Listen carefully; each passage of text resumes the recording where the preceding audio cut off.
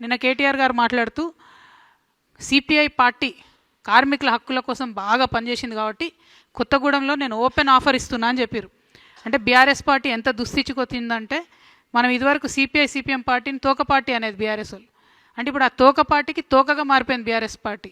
వాళ్ళు అడగనే లేదు, వీళ్ళే ఓపెన్ ఆఫర్ ఇచ్చి మేమే ఇస్తాం పొత్తు అని చెప్తారు. కానీ ఇక్కడ నాకున్న అభ్యంతరం ఏంటంటే, సిపిఐ పార్టీకి సంబంధించి ఏఐటియుసి వాళ్ళు సింగరేణిలో అన్ని హక్కులను కూడా పొడగొట్టిరు. కార్మికులకు ఉన్నాయి, ఒకటి కాదు రెండు కాదు, లెక్క పెడితే ఒక 20 హక్కులు కార్మికులకు ఉన్నాయి, పోగొట్టిరు వాళ్ళు. మొన్న నైని కుంభకోణం జరిగితే వాళ్ళు ఒక్క మాట కూడా మాట్లాడలేదు. వాళ్ళతో వీళ్ళు పొత్తు పెట్టుకుంటా అంటారు. ఇంకొక మాట, ఇదే సిపిఐ సాంబశివరావు గారు అసెంబ్లీలో నిలబడి కాళేశ్వరం విషయంలో కేసీఆర్ గారిని బీఆర్ఎస్ పార్టీని ఎన్ని మాటలు అన్నారో కేటీఆర్ గారు ఒకసారి చూడాలి. చూసినాక కూడా పొత్తు ఓపెన్ ఆఫర్ అంటే మరి ఆయన చేసిన ఆరోపణలన్నిటికీ బీఆర్ఎస్ పార్టీ ఒప్పుకున్నట్టు అవుతుంది. ఒకవేళ లోకల్గా ఎక్కడన్నా వాళ్ళది వాళ్ళు సరి చేసుకోవడం వేరు, కానీ బీఆర్ఎస్ యాజ్ ఎ పాలసీ సిపిఐతో మేము పొత్తు పెట్టుకుంటున్నాం, అది కూడా కార్మికుల హక్కుల కోసం అంటే మాత్రం ఇది నయవంచన.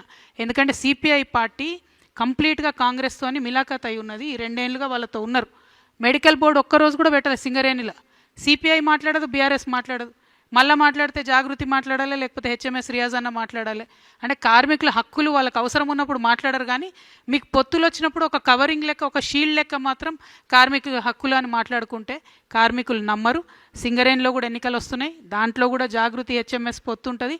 అప్పుడు కూడా మా యొక్క ఏదైతే కార్మికులకు మనం చేసినటువంటి అంశాలు ఉన్నాయో కార్మికుల దయతోని మా పవర్ ఏందో కూడా చూపించే ప్రయత్నం చేస్తామని తెలియజేస్తూ,